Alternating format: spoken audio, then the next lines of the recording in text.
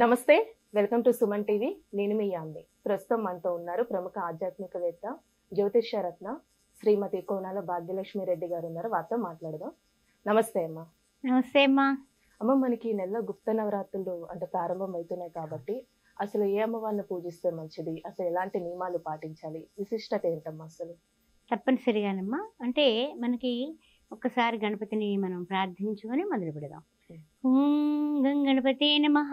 ఏకదంతాయ విద్మహే వక్రతుండాయ ధీమహి తన్నో దంతి ప్రచోదయాత్తు. ఓం గం గణపతే నమః. ఓం శ్రీమాత్రే నమః. రాజశ్యామలాదేవి యొక్క అంటే రాజశ్యామల రాజమాతంగి ఆవిడ ఇవ్వనటువంటి అదృష్టాలు ఇంక లేవు మనకి. ఎంతటి తెల్లంటే గనక ఆవిడ నీకేం కావాలంటే అది ఇస్తుంది. రాజరాజేశ్వరి రాజ్యదాయిని రాజ్యవల్లభ రాజకృప రాజపీఠ నివేశిత నిజాశ్రిత అంది లలితా సహస్రనామం.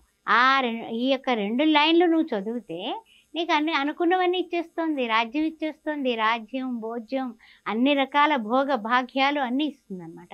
అలాంటి రాజశ్యామలాదేవికి గుప్త నవరాత్రులు మొదలవుతున్నాయి. మరి అలాంటప్పుడు మనం ఎలా ఏ విధంగా అంటే కనుక చెప్పాలంటే కనుక అమ్మవారికి 16 నామాలతో సూక్ష్మంగా చేసుకునేవి మొట్టమొదటి చెప్పుకుందాం. ఓం సంగీత యోగిన్యే నమః, అది మొట్టమొదటిది. ఓం శ్యామాయ నమః, ఓం శ్యామలాయై నమః, ఓం మంత్ర నాయికాయై నమః.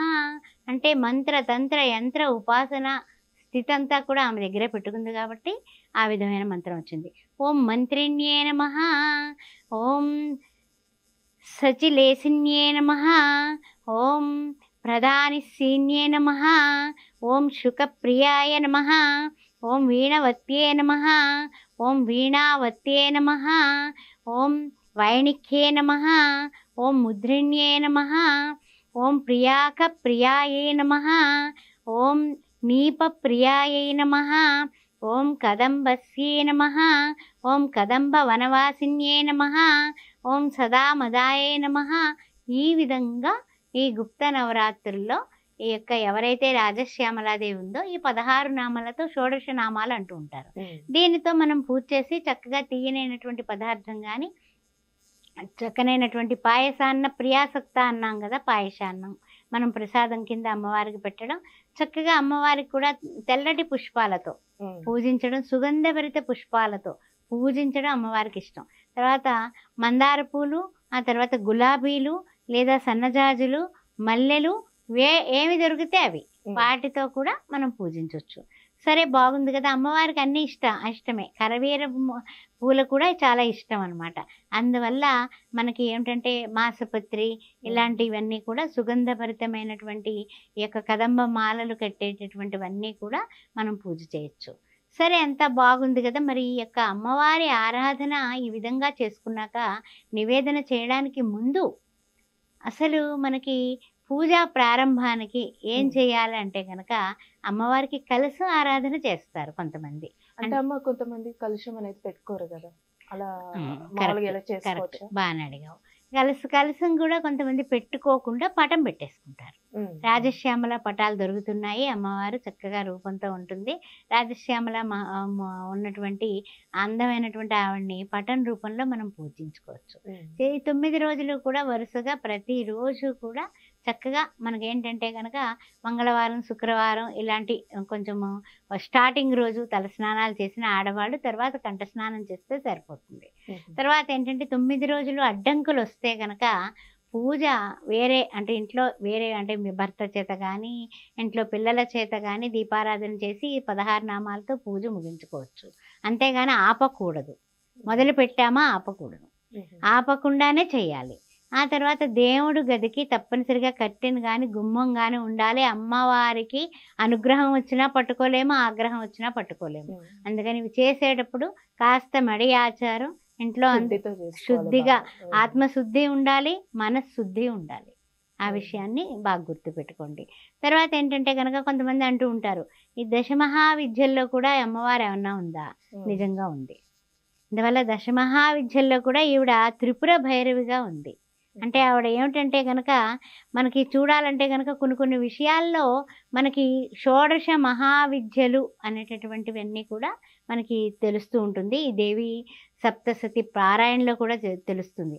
యా దేవి సర్వభూతేషు మాయా రూపేణ సంస్థిత నమస్తత్వే నమస్తత్వే నమస్తత్వే నమో నమః. యా దేవి సర్వభూతేషు నిద్రా రూపేణ సంస్థిత నమస్తత్వే నమస్తత్వే నమస్తత్వే నమో నమః. అంటే ఏంటి? ఈవిడ భువనేశ్వరిగా రాజ్యాధికారంతో రాజ్యధాయినిగా అన్నింటా కూడా ఎవరైతే మనము ఈ యొక్క రాజశ్యామలను పూజిస్తామో పదవి లభ్యం అవుతుంది. రాజకీయ నాయకులు రాజశ్యామల యాగాలు చేస్తూ ఉంటారు పదవి కోసం. పదవి లభ్యమవుతుంది. తర్వాత మహోన్నతమైనటువంటి పరిస్థితికి వెళ్ళడానికి, ప్రమోషన్ రాని వాళ్ళు ప్రమోషన్ల కోసం, అదేవిధంగా ఈ పదోన్నతి పొందడం కోసమే కాకుండా ఇంకా ఇంట్లో ఏ విధమైనటువంటి కష్టాలు నష్టాలు బాధలు వియోగాలున్న రాజశ్యామలాదేవిని పూజించి ఆ అమ్మవారి యొక్క నామాలు ఏమీ మంత్రం రాకపోయినా కూడా అమ్మవారిని ఓం శ్రీ మాత్రే నమః అంటే చిన్న సులభంగా చదువుకోవడానికి. ఓం నాకేది రాదమ్మా, కానీ ఇవి నవరాత్రులట, గుప్త నవరాత్రులు అంటున్నారు, నేను నిన్ను పూజిస్తున్నాను. ఉదయం పూజించవచ్చు, సాయంత్రం పూజించవచ్చు. ఉదయం కానీ సాయంత్రం కానీ లలితా సహస్రనామం ఒక్క పూట చదువుకున్నా సరిపోతుంది. ఈ 16 నామాలు చెప్పుకుంటే ఈ 16 నామాలు మనకి అన్నీ కూడా మనకి ఈ యొక్క గూగుల్ దాని పుణ్యం అని అన్నిట్లోనే లభ్యం అవుతున్నాయి. తర్వాత ఏంటంటే దొరకలేదని అనుకోకండి, అమ్మవారికి చెరుకు అంటే చాలా ఇష్టం. చెరుకు నివేదన చేయొచ్చు, ఒక పూట కట్టు పొంగలి చేయొచ్చు, ఒక రోజు కట్టు పొంగలి 9 రోజులు 9 రకాలు కూడా 9 రకాల అలంకరణలు చేసుకోవచ్చు. అమ్మవారిని కొంతమంది నిలబెట్టుకుంటూ ఉంటారు కదా దేవి నవరాత్రులాగా, అలా కూడా చేసుకోవచ్చు. అంటే మీ యొక్క భక్తి ప్రధానం. అమ్మవారు ఏం చూస్తుంది? మీలో ఉన్నటువంటి పాజిటివ్నెస్ని ఆవిడ గ్రహించి మనలో ఉండేటటువంటి ఒకే ఒక్క సంకల్పం చేసుకోండి. నేను ఫలానా, నా భర్త ఇది, నా పిల్లలు ఇది, ఏం కావాలి నీకు? ఆ కోరిక ఆవిడ దగ్గర నివేదించండి. తీరకపోతే అడగండి. అలానే ప్రత్యేకమైన ఏదైనా కథ ఉందమ్మా ఈ నవరాత్రులకు సంబంధించి? ఈ నవరాత్రులు అంటే అమ్మవారు శ్యామలాదేవిగా, అంటే ఏంటంటే మనకి రాజశ్యామలాదేవి అంటే గనక రాజ్యాన్ని ఇచ్చేటటువంటి, అంటే అమ్మవారు ఎప్పుడైతే మహిషాసుర మర్దినిగా ఆమె యుద్ధం చేసిందో అక్కడ ఈ రాజశ్యామల ఆరాధన కథ గురించి మనం చెప్పుకోవాలంటే ఓం హ్రీం సరస్వత్యే నమః అని రాజశ్యామలాదేవిని మంత్ర బీజాక్షరాలతో కూడా చేసుకోవచ్చు. సరే, బాగుంది కదా. గరుడ పురాణంలో ఈ అష్టాక్షరి మంత్రం ఉంది, ఓం హ్రీం సరస్వత్యే నమః. అది అయితే ఏంటంటే ఈ యొక్క భవిష్యత్తు పురాణంలో కూడా కథ కూడా ఇచ్చారు. అంటే ఏంటంటే కొన్ని పాండవులు అడవిలో ఉండగా శ్రీకృష్ణ పరమాత్మ ద్వారా కూడా ఈ వ్రతాన్ని ఆచరించారని, దాని వలన వాళ్ళు బాగా లబ్ధి పొందారని ఈ పాండవుల గురించి కూడా మనకి కథ ఉంది. అదేవిధంగా ఇంక చెప్పాలంటే కనుక వ్రతం ఏం కావాలంటే సంవత్సరంలో ప్రతి మాసంలోనూ శుక్లపక్షంలో మీరు మొదలుపెట్టి చేసుకోండి అన్నాడు కృష్ణుడు.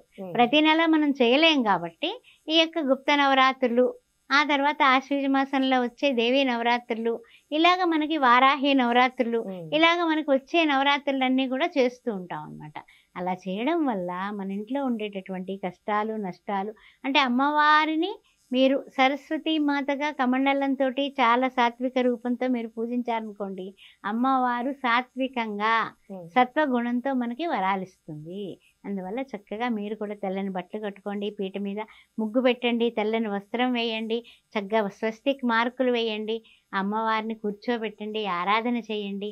ఆరాధించిన వారికి ఆరాధించినంత అంతకన్నా మిన్నగా అమ్మవారు అనుగ్రహ కటాక్షం లభిస్తుంది.